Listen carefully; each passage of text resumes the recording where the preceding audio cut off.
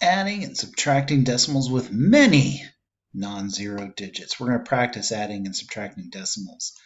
Today's I can solve problems that involve addition and subtraction of decimals. So we're going to dig further into that. If you have graph paper, that might be helpful in this situation. It really just kind of depends on what works best for you. Okay, so make sure you have today's date, your I can, and your page number, and you're ready to move on. Okay, let's do a little bit of a warm up here. So here's 3 ways to subtract. We have 5 minus 1700ths. I think at some point all of you have probably seen somebody try and subtract these. What's the difference here in every one of them? Yeah, the only one of these that's correct as far as how it should be set up is going to be this one here. Why? Because we have that 5 in the ones place, and that 5 is a whole number. It is very tempting, especially this one not so much, but very tempting to do something like you see here where you push that all the way over. Or in a lot of cases, instead of putting what the problem is, people will just flip it around and just put the 5 like that. Yeah, but this is 5 whole. I mean, if you think about it in like money terms, this is 5 whole dollars, and you're trying to subtract 5 whole dollars out of 17 cents. It doesn't make sense. And that's why you've got to pay attention to those values. And that's why this doesn't work and this doesn't work either. It's all about making sure that you put those in those correct place values. All right, let's do some solving with some other decimals here. So I've got 3 expressions here to solve, and I want you to go ahead and solve them out before I get them solved. All right, so on the first one here, we have 11 and 3/10 minus 9 and 5/10. This is one of those ones where it's usually if students are going to have one that they do well with, it's this one, right? Because there's nothing really to mistake. You're just going to line everything up over on the end. You've got the same number of digits on the right of the decimal. This is one where you're typically not going to have issues. I need to regroup, so I take 1 out of here, making that 0. That's 13. 13 minus 5 gets me 8. Bring that decimal straight down. 10 minus 9 is 1. Should add 1 and 9/10. This is another one of those ones where it gets tricky, because a lot of times students will want to do something like this.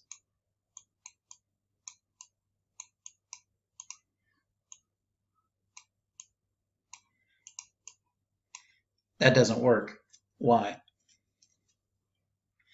Yeah, because what this is saying is that this 9 that's in the tens place is the same as the 3 in the hundreds space. So while they have the same number of digits, those digits are not worth the same by any means.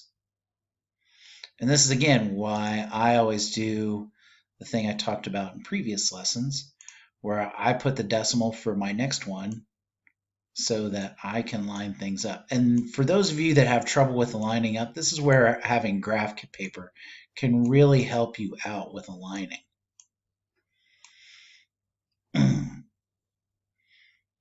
But if you don't have graph paper to help you, I mean, you can always turn your notebook sideways and just use the lines like that and make each of the spaces as a column. Go through and regroup here. I get my 7 here. I get 10.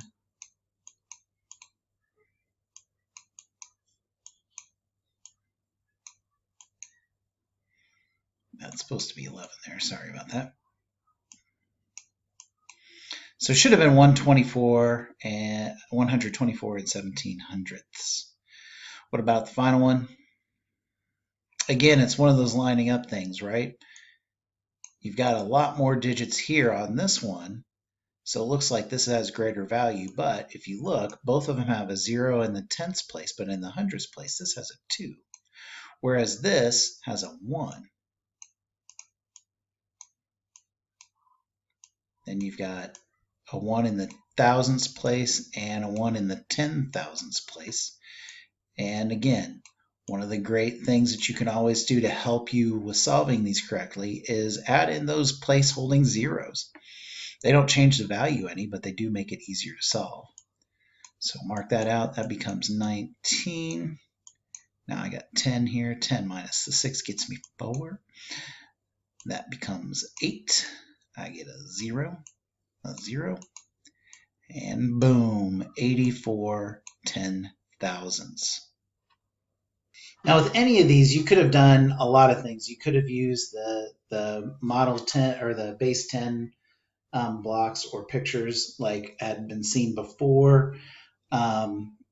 You can, add in groups. You can even use that method that we saw the other day where instead of having to regroup, like on this one, they did like 10 and then made 13 hundredths or 13 tenths.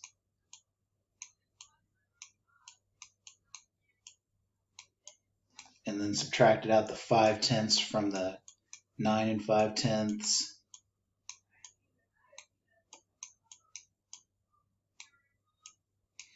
And then subtracted the whole number 9 out of here and the whole number, or from the whole number 10. And you still get the 1 and 8 tenths, because when you subtract both of those out, you still get the same parts that you did before.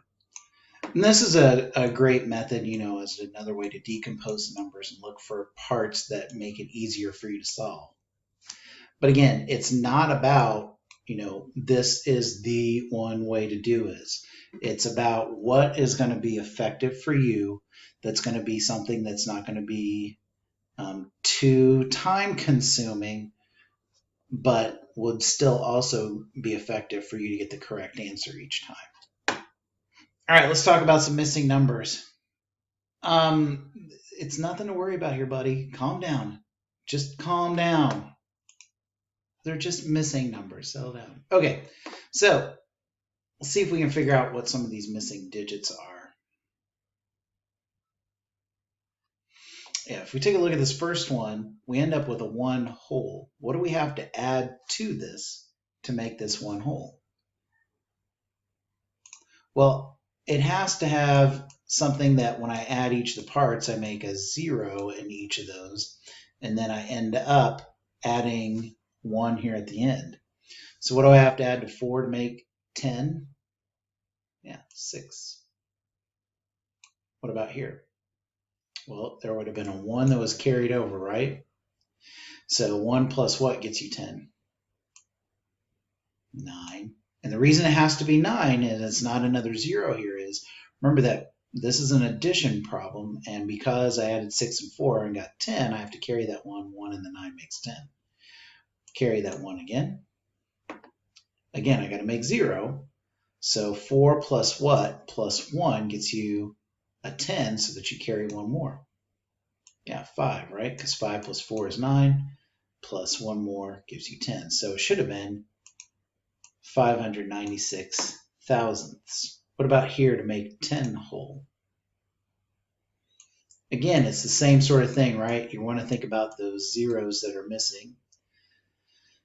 So 5 plus what gets you 10, so I can put a 0 there? Yeah, 5. 6 plus 1 is 7, plus what gets us 10? 3. 7 plus 1 is 8, plus what would give us 10 again? 2. And carry the 1 again. Let's see, I make 9. 1 more makes a 10. And then I carry the 1. And so in this situation, it's 1,235 10,000ths. Because here, what's going to happen is I would carry a 1 again, but very rarely do you write a 1 over absolutely nothing there. And I can still keep putting zeros here, right? Because again, it's like putting zeros to the right of a decimal. Putting zeros in front of other digits and there's nothing on the other side doesn't change the value, but it does help you with your spacing. All right, what about here? Yeah, this gets a little trickier, right? Because now we have to take, because this should have been 700 thousandths, we have to subtract out something to get 2. Well, this would regroup and become 69, or 6 and 9, and then this would be 10 here, right? So we need to subtract out an 8. What do you subtract out of 9 to make 1? Yeah, 8. And what has to be here? Yeah, 6, because we need to make a 0. Well, we regrouped out of that and made that down to a 6. So all set there. All right, let's look at one more here. Let's do the 70 minus what gets us 89 ten thousandths. It's the same thing again, right? I can take 1 out of all these parts. That makes this 10 down here. 10 minus what gets you 9? 1. 9 minus what gets you 8? 1. And here, I have to put the same digit because I need a 0 in each of those spots. So the answer is 69 and 9,911 ten thousandths to make that. Let's talk about a flexible strategy here. So one of the things that can be done as a flexible strategy is that you can take, in this case, what they're talking about is instead of doing 7 minus something gives you 3 and 400 or 4,567 ten thousandths, is go ahead and subtract 1 out of this in the first place. Well, why? Why is that helpful? The reason why it's helpful is that then you don't have to worry about the regrouping, and then since you've taken that one part out,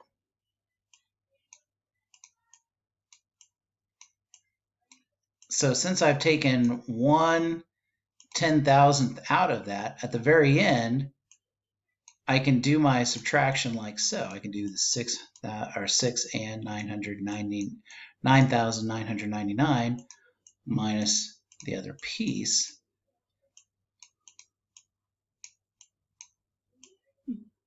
Or no, yeah, hang on.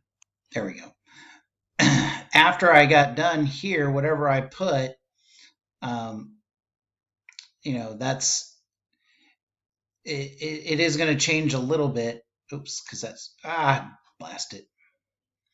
Okay, what I really need to do is just take this off of here, because what happens is if I take that out and just make this into a 10, because see, originally it was 7 with a bunch of zeros here. If I go ahead and make this into a 10 in this column, in the 10 thousandths, then I can see that I need my 3 here. And I've already done my regrouping out of that. It's the same thing with addition too. You can always think about using that, taking out that one number to help you solve more efficiently, and then putting it back where it belongs. Like in this case, changing this all straight away, and then putting that one group of thousandths as 10 groups of 10 thousandths. So I know a lot of them, I talked about what the missing number was there, but a lot of the ones that were addition with a missing number, you could have done subtraction to solve them. By the same token, you could have done addition to find out the missing parts on the subtraction ones. So you could always use that opposite operation to help you figure it out. And that's really up to you, and that's really what the rest of the questions are talking about here, is just looking at what strategy is going to help you for each. And sometimes you may not use the same strategy every single time. It's all about being flexible. So we're all set. Thanks for watching. Have a great one.